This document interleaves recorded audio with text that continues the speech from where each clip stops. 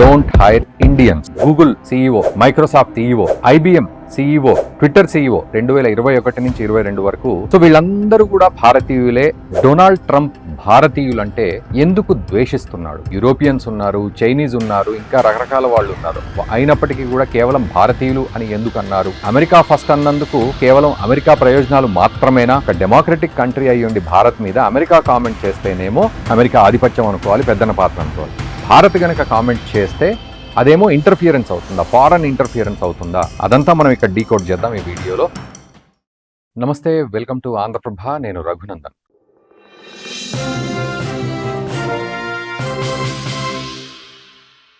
Donald Trump అనే వ్యక్తి America ప్రెసిడెంట్గా ఉండి కూడా భారతీయులంటే ఎందుకు ద్వేషిస్తున్నాడు? నిజానికి ఆయన అమెరికాలో ఉన్న అతిపెద్ద ఈ సాఫ్ట్వేర్ కంపెనీలు ఏవైతే ఉన్నాయో వాళ్ళకి ఒకానొక మీటింగ్లో సూచన చేశారు, డోంట్ హైర్ ఇండియన్స్ అని.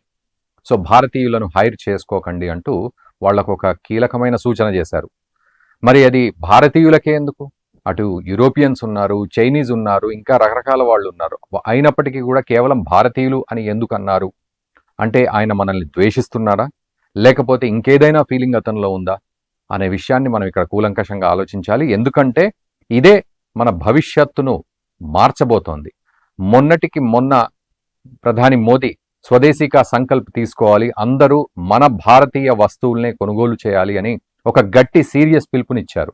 అండ్ ఇదే తరుణంలో డొనాల్డ్ ట్రంప్ వ్యాఖ్యలు కూడా కీలకమవుతున్నాయి.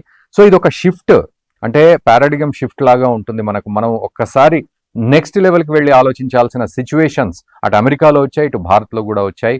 ఇదంతా కూడా ఒక ఫార్ములా ఓరియంటెడ్గా ఉంది అనే పరిస్థితి ఉంది. అదంతా మనం ఇక్కడ డీకోడ్ చేద్దాం ఈ వీడియోలో. అండ్ ఈ వీడియో చూసిన తర్వాత మీరు ఖచ్చితంగా తోటి భారతీయుడికి ఈ వీడియోని కంపల్సరీ ఫార్వర్డ్ చేయండి. ఎందుకంటే ఇదే కీలకమైన భవిష్యత్తుగా మారబోతోంది. మనకి ఈ టాపిక్లోంచే మనకు భవిష్యత్తు గురించి కూడా ఒక అంచనా రాబోతోంది అని 100% మనం స్పష్టం చేసుకోవచ్చు. అయితే ఇక్కడ భారతీయులంటే ద్వేషమా అనే విషయానికి వస్తే నిజానికి ద్వేషం కాదు, అమెరికా ఫస్ట్ అని డొనాల్డ్ ట్రంప్ అనడం అయితే జరిగింది. పోనీ అమెరికా ఫస్ట్ అన్నందుకు కేవలం అమెరికా ప్రయోజనాలు మాత్రమేనా అనే విషయానికి అతీతంగా ఉంది ఇక్కడ ఇండియన్స్ని హైర్ చేసుకోవద్దు అని. ఎందుకంటే దాదాపు 50 లక్షలకు పైగా భారతీయులు ప్రస్తుతం అక్కడ గ్రీన్ కార్డ్ హోల్డర్గా ఉంటూ అమెరికాలో స్థిరపడ్డ వాళ్ళు ఉన్నారు. తర్వాత ఇంకా చదువులు, ఉద్యోగాలు అంటూ రకరకాల డిఫరెంట్ సంఖ్య అయితే ఉంది దీనికి సంబంధించి, ఇంకా ఎక్కువనే ఉంది మొత్తానికి. సో వీళ్ళంతా కూడా ఈరోజు భారత్ని వదిలి అమెరికాకు ఎందుకు వెళ్తున్నారు అంటే మన వైపు నుంచి కనుక ఆలోచించినట్లయితే మనం అక్కడ ఉద్యోగాలు చేసుకుని డాలర్లలో సంపాదించి మనల్ని, మన కుటుంబాన్ని పోషించుకోవడానికి అనే పద్ధతిలో మనం వెళ్తున్నాం. నిజానికి మనం అలా అనుకుంటున్నాం, కానీ ఈరోజు డొనాల్డ్ ట్రంప్ ఒక భవిష్యత్తుకు సంబంధించి ఒక కీలకమైన ఆలోచన చేసి అమెరికాను వార్న్ చేస్తున్నారు. ఏమిటి అంటే అమెరికా ఫస్ట్ అనే విషయంతో పాటు భారతీయులను మీరు ఖచ్చితంగా హైర్ చేసుకోకండి అనే సందర్భాన్ని కనుక చూసినట్లయితే భారతీయులు రాబోయే రోజుల్లో అమెరికాకు పెను ప్రమాదంగా మారబోతున్నారు అనే సంకేతాన్ని ఆయన ఇస్తూ ఉన్నారు. ఎందుకంటే ఈరోజు మీరు చూడండి, గూగుల్ CEO సుందర్ పిచాయ్ భారతీయుడే, మైక్రోసాఫ్ట్ CEO సత్య నాదెళ్ల భారతీయుడే, IBM CEO అరవింద్ కృష్ణ ఆయన భారతీయుడే, తర్వాత ట్విట్టర్ CEO 2021 నుంచి 22 వరకు పరాగ్ అగర్వాల్ ఆయన కూడా భారతీయుడే. సో మనం మొన్నటికి మొన్న చూసాం, అక్కడ America vice president JD Vance తన భార్య JD ఉషా తను భారతీయురాలే. JD వాన్స్ ఇక్కడికి వచ్చినప్పటికి కూడా మనం ఘనమైన స్వాగతం అందించాం. తర్వాత రకరకాల పేర్లు మనం వింటూ ఉన్నాం, క్యాష్ పటేల్ అని చెప్పి. సో వీళ్ళందరూ కూడా భారతీయులే. ఈరోజు భారతీయులు కేవలం ఉద్యోగం కోసం మాత్రమే అమెరికా వెళ్లే పరిస్థితి లేదు. ఇదే కదా డొనాల్డ్ ట్రంప్ గుర్తించింది. ఈరోజు భారతీయులు అమెరికా సిస్టమ్ని నడిపించే ప్రక్రియలో భాగంగా ఉన్నారు. అది పొలిటికల్ సిస్టమ్ కావచ్చు, ఎకనామిక్ సిస్టమ్ కావచ్చు, ఫైనాన్షియల్ సిస్టమ్ కావచ్చు, ఆఖరికి టెక్నాలజీ కావచ్చు, ఇంకా సాఫ్ట్వేర్ రంగాలు లాంటి ఇండస్ట్రీలు కావచ్చు. వీటన్నింటిలో భారతీయులే పెద్ద తలకాయలుగా ఉండడం అటు డొనాల్డ్ ట్రంప్ను భయపెడుతోంది. సో ఇందాక నేను చెప్పినట్టు వీళ్ళంతా CEOలు పెద్ద తలకాయలు మన భారతీయులే అయ్యేసరికి ఎక్కడ చూసినా భారతీయులు కష్టపడి పనిచేస్తూ ఉన్నారు, చాలా నిజాయితీగా పనిచేస్తూ ఉన్నారు. ఈవెన్ అమెరికా వెళ్ళినప్పటికీ అక్కడ అమెరికా దేశానికి కూడా కష్టపడి నిజాయితీగా అండ్ అక్కడ ట్యాక్సులు పర్ఫెక్ట్గా కడుతూ, అక్కడి రూల్స్ పర్ఫెక్ట్గా పాటిస్తూ, అండ్ అక్కడి కంపెనీలకు లాభాలను చేకూరుస్తూ చివరికి ఎదిగి ఎదిగి లాస్ట్కు అక్కడ పెద్ద తలకాయలుగా మారి ఇండస్ట్రీస్నే రన్ చేస్తూ పొలిటికల్ సిస్టమ్ని రన్ చేస్తూ మొత్తానికి వాళ్ళంతా కూడా అగ్రస్థానంలో కూర్చున్న పరిస్థితి, భారతీయులంతా కూడా అమెరికాకు వెళ్ళి. దీన్ని డొనాల్డ్ ట్రంప్ ఒక భయానకమైన సిచ్యువేషన్గా కలగంటూ ఉన్నారు ఆయన. భవిష్యత్ అంతా కూడా భారతీయులదే అని అర్థం చేసుకున్నాడు ఆయన. అందుకే ఒక రకంగా ఇది తనకున్న భయాల్లో ఒక గొప్ప భయం, భారతీయులు అమెరికాను శాసించబోయే రోజులు వస్తున్నాయని. అఫ్కోర్స్ చైనా వాళ్ళు ఉన్నారు, మిగతా యూరోపియన్స్ వాళ్ళంతా ఉన్నారు, కానీ భారతీయుల వల్ల ఉన్న థ్రెట్ మిగతా ఎవరి వల్ల కూడా ఉండదు అనేది తాను అర్థం చేసుకున్న సిచ్యువేషన్. ఇదంతా ఒక ఎత్తు అయితే మనం నిజానికి మనం కూడా ఆలోచించాలి, ఇక్కడి నుంచి మనం అక్కడికి వెళ్ళి ఎంత అక్కడి ఎకానమీని మనం డెవలప్ చేస్తున్నామని. అండ్ ఇక్కడ ఎకానమీ విషయాన్ని కూడా మనం మర్చిపోయి మన దేశం, మన దేశభక్తి అనే విషయాన్ని కూడా మర్చిపోయి అక్కడికి వెళ్తున్నాం. ముఖ్యంగా డొనాల్డ్ ట్రంప్ మన అక్కడున్న కంపెనీల విషయానికి వస్తే మీరంతా దేశభక్తుల్లాగా ఆలోచించాలి అనే ఒక మాట కూడా ఆయన అనడం జరిగింది. సో నిజంగా దేశభక్తుల్లాగా ఆలోచించాలంటే విషయం దేశానికి పనిచేస్తూ అట్ ద సేమ్ టైం ఆ దేశంలో ఉన్న అమెరికన్స్, నేటివ్ అమెరికన్స్కి మాత్రమే మీరు జాబ్లు ఇవ్వాలి అనేది అంతర్లీనంగా ఆయన వాళ్ళకి ఇస్తున్న మెసేజ్. నిజానికి భారతీయులు ఎక్కడ ఉన్నా కూడా వాళ్ళు మెల్లిగా చొచ్చుకొని పోయి ఆ తర్వాత వాళ్ళ తెలివిని, నిజాయితీని చూపెట్టి ఆ తర్వాత ఎదుగుతూ క్రమక్రమంగా వాళ్ళు ఒక ఆధిపత్యాన్ని ప్రదర్శించే సిచ్యువేషన్కి వస్తారు. ఈరోజు అమెరికాలో కూడా అదే జరుగుతోంది. ఎక్కువ శాతం భారతీయులే ఆ విధంగా ఉన్నారు. నిజానికి ఒకప్పుడు అమెరికా అనగానే హార్వర్డ్ యూనివర్సిటీ కావచ్చు, లేకపోతే అక్కడ ఇంకేమైనా యూనివర్సిటీలు కావచ్చు, స్టాన్ఫోర్డ్ కావచ్చు, ఇలాంటి పేర్లు వినబడేవి. కానీ ఈరోజు ఆర్టిఫిషియల్ ఇంటెలిజెన్స్ విషయంలో కావచ్చు, స్టార్టప్స్ కావచ్చు, లేకపోతే గొప్ప గొప్ప యూనికార్న్స్లో కావచ్చు, ఈరోజు బెంగళూరు పేరు వినబడుతోంది, పూణే పేరు వినబడుతోంది, గురుగాం పేరు వినబడుతోంది, హైదరాబాద్ పేరు వినబడుతోంది. ఇట్లాంటి పేర్లు వినబడుతున్నాయి. మనం ఇక్కడ భారత్లో ఉండి కూడా చూడొచ్చు, ఈ పేర్లు వినబడుతూ ఉంటాయి మనకి. సో గొప్ప గొప్ప టెక్నాలజీస్ని మనం అందిపుచ్చుకుంటూ ఈరోజు రేస్లో ముందున్నాం. ముఖ్యంగా అమెరికా దృష్టిలో కనుక చూస్తే భారతీయుడు ఎక్కడ లేడు అనంటే ఎక్కడా లేడు, అన్ని చోట్ల ఉన్నాడు. పొలిటికల్ సిస్టంలో ఉన్నాడు, తర్వాత టెక్నాలజీలో ఉన్నాడు, స్పేస్ టెక్నాలజీలో ఉన్నాడు, లేకపోతే ఎడ్యుకేషన్ సిస్టమ్స్లో ఉన్నారు. ఏ రకంగా చూసినా భారతీయులు ప్రతి చోట కనబడుతున్నారు. ముఖ్యంగా సాఫ్ట్వేర్ గురించి కనుక మాట్లాడుకున్నట్లయితే మనము ఈరోజు గొప్పగా కోడింగ్ రాసేవాళ్ళు భారతీయులే. ఆర్టిఫిషియల్ ఇంటెలిజెన్స్లో గొప్పగా ఆవిష్కరణలు, ఇన్నోవేటర్స్గా ఉన్నవాళ్ళు భారతీయులే. తర్వాత ఈ యూనికార్న్ కంపెనీస్ని ఎస్టాబ్లిష్ చేసి వీళ్ళంతా కూడా డేటా ట్రేడ్ చేసే వాళ్ళు కూడా భారతీయులే ఉన్నారు ముందంజలో. మన దేశంలో చూసుకున్నా కూడా డేటా సెక్యూరిటీ విషయంలో కావచ్చు, క్వాంటమ్ కంప్యూటింగ్ విషయంలో కావచ్చు, ఆర్టిఫిషియల్ ఇంటెలిజెన్స్ కావచ్చు, మెషిన్ లెర్నింగ్ కావచ్చు, మెషిన్ కోడింగ్, లెర్నింగ్, ఇవన్నీ లాంగ్వేజెస్ కావచ్చు, వీటన్నింటిలో భారతీయులే చాలా స్పష్టంగా ఉన్నారు. ఈవెన్ చైనా కూడా ఒక్కోసారి వెనకడుగు వేస్తుంది. ఎందుకంటే చైనా తన దేశాన్ని, తన భాషను ప్రేమించుకుంటూ కూర్చుంటుంది. బట్ భారతీయులు మాత్రం తన దేశాన్ని ప్రేమించుకుంటూనే, తన భాషను ప్రేమించుకుంటూ, గౌరవించుకుంటూనే ప్రపంచ ఖ్యాతి చెందే విధంగా ముందుకు వెళ్తాడు. కాబట్టి ఇదే డొనాల్డ్ ట్రంప్కి అసలైన భయం. అయితే మన external affairs minister S Jaishankar, అంటే మన అంతర్జాతీయ వ్యవహారాల విషయంలో మంత్రి ఎస్ జయశంకర్, ఆయన ఒక కీలకమైన మాట అన్నారు.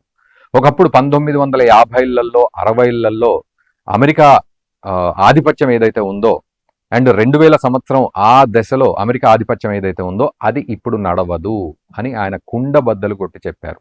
ఖచ్చితంగా అప్పటి డామినెన్స్ ఇప్పుడు లేదు, ఉండదు. ముఖ్యంగా ఇండియన్స్ మీద, భారతీయుల మీద ఉండదు అని ఆయన చెప్తున్నారు. ఎందుకంటే అమెరికా ఈరోజు పెద్దన్న పాత్ర పేరు మీద ఎలా ఆధిపత్యం చెలాయిస్తుందో మనందరికీ తెలుసు. అండ్ ఇంకొక విషయం కూడా ఆయన కీలకంగా ఏమన్నారంటే, అమెరికా కామెంట్ చేస్తే, ఒక డెమోక్రటిక్ కంట్రీ అయ్యి ఉండి భారత్ మీద అమెరికా కామెంట్ చేస్తేనేమో అదేమో ఒక గొప్పతనం, అమెరికా ఆధిపత్యం అనుకోవాలి, పెద్దన్న పాత్ర అనుకోవాలి. కానీ అదే భారత్ గనక కామెంట్ చేస్తే అదేమో ఇంటర్ఫియరెన్స్ అవుతుందా, ఫారెన్ ఇంటర్ఫియరెన్స్ అవుతుందా అంటూ ఒక ప్రశ్న వేశారు. సో మేము కామెంట్ చేయడానికి మాకు హక్కు లేకపోవచ్చు, కానీ అమెరికా గనక కామెంట్ చేస్తే ఆ కామెంట్ మీద మేము కామెంట్ చేయడానికి మాత్రం 100% మాకు హక్కు ఉంటుంది. 100% అమెరికా కామెంట్ తర్వాత మా కామెంట్ ఉంటుంది అంటూ వార్నింగే ఇచ్చేశారు ఒక రకంగా. సో మొన్నటికి మొన్న డబుల్ స్టాండర్డ్స్ ఉండొద్దు అమెరికాకి అని కూడా ఒక సూచన చేశారు వార్నింగ్ రూపంలో. ఏంటంటే రష్యా నుంచి ఆయిల్ కొనుగోలు విషయంలో భారత్ కొనొద్దు అని అమెరికా బెదిరిస్తోంది. మరి అమెరికా ఏం చేస్తోంది అనే విషయంలో డబుల్ స్టాండర్డ్స్ ఉండొద్దు అని. సో ఏ రకంగా చూసినా భారతీయులు ఒక థ్రెట్గా మారుతున్నారు అనేది డొనాల్డ్ ట్రంప్ గుర్తించారు. ఇదొక విషయం. అయితే చివరిగా ఇంకొక మాట అన్నారు. ఈరోజు అమెరికా పరిస్థితి ఒక గ్లాస్లో, అంటే half empty half full water, ఆ లాజిక్ మీకు తెలిసే ఉంటుంది. ఒక గ్లాస్లో సగం నీళ్లు ఉంటే ఇది హాఫ్ ఎంటీ అనాలా, హాఫ్ ఫుల్ అనాలా? ఈరోజు అమెరికా రెండింటి మధ్య సిచ్యువేషన్లో ఉంది అనేది ఆయన చెప్తూ ఉన్నారు. నిజానికి కూడా మనం కూడా ఇక్కడ ఆలోచించాలి. మన మేధో సంపత్తి అంతా కూడా ఈరోజు అమెరికాకు వెళ్ళిపోయింది. సరే, ఓకే, డాలర్ల గురించి మనము మాట్లాడుతున్నాం కాబట్టి మనం బాగుండాలి, మన కుటుంబాలు బాగుండాలని. బట్ ఈరోజు నిజానికి మన భారతీయుల మెంటాలిటీ ఎట్లాంటిదంటే పిలవని పేరంటానికి పొరపాటున కూడా పోరు. ఎందుకంటే వాళ్ళు పిలవలేదన్న బాధ ఒకవైపు, పోతే అగౌరవంగా ఉంటుంది, తినడానికి వచ్చాడు అనే ఫీలింగ్లో ఇంకో వైపు ఉంటుంది. కాబట్టి పిలవని పేరంటానికి పొరపాటున పోరు. ఈరోజు అమెరికాకు పోతున్నారు పిలవకున్నా కూడా అంటే కేవలం డాలర్లు సంపాదించుకోవడానికి మాత్రమే, మనం బాగుండడానికి. బట్ ఈరోజు వద్దు, మీరు మా దేశానికి రావద్దు అంటూ ఇటు H1B వీసాలు కూడా బాగా టైట్ చేశాడు ట్రంప్. అసలు భారతీయులకు వీసా దొరకడం చాలా ఇబ్బందిగా మారుతోంది, చాలా స్క్రూటినీ ఉంటుంది. ఇదివరకు వీసా ఓకే అయిన వాడికి కూడా ఎందుకు రిజెక్ట్ అవుతుందనే రీజన్స్ కూడా తెలియట్లేదు. అండ్ రకరకాల సమస్యలు ఈరోజు ఉత్పన్నమవుతూ ఉన్నాయి. పొలిటికల్గా జియో పొలిటికల్ వార్ నడుస్తోందనే చెప్పాలి భారత్కి అమెరికాకు మధ్యలో. సో ఈరోజు మరి అమెరికాకు వెళ్తారా అంటే నిజానికి స్వచ్ఛందంగా మనలో మన దేశభక్తి మనకు ఉండాలి. అండ్ ఒకవేళ ఫారెన్కి వెళ్ళాలంటే కేవలం అమెరికా మాత్రమే కాదు, యూకే ఉంది, లేదా యూకే కూడా వదులుకుంటే ఆస్ట్రేలియా ఉంది, న్యూజిలాండ్ ఉంది, ఐర్లాండ్ ఉంది, ఫిన్లాండ్ ఉంది, ఇలాంటి దేశాలు ఉన్నాయి. అంటే యూరోప్ దేశాలు ఉన్నాయి, అటు ఆస్ట్రేలియన్ ల్యాండ్ ఉంది. ఇవన్నీ కూడా మనం ఆల్టర్నేట్గా ఆలోచించే రోజులు అయితే కంపల్సరీ వచ్చేసాయి.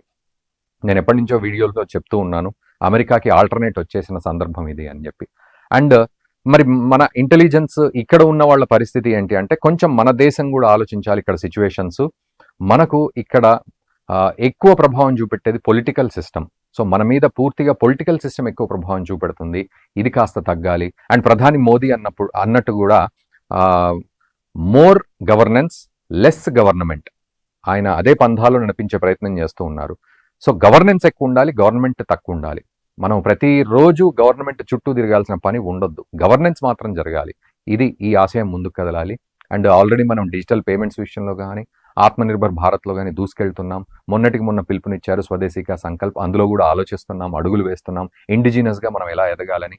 ఈరోజు ఇండిజినస్గా మనము స్పేస్ టెక్నాలజీని కూడా ఎక్స్ప్లోర్ చేస్తూ ఉన్నాం. మనందరికీ తెలుసు డ్రోన్ టెక్నాలజీ వాడుతున్నాం, శాటిలైట్స్ వాడుతూ ఉన్నాం, అద్భుతమైన మెడికల్ టెక్నాలజీస్ వాడుతూ ఉన్నాం, రోబోటిక్ టెక్నాలజీస్, ఆర్టిఫిషియల్ ఇంటెలిజెన్స్ మనమే ఇక్కడి నుంచి అద్భుతంగా ప్రపంచానికి అందిస్తున్నాం. ఇవన్నీ ఉన్నాయి.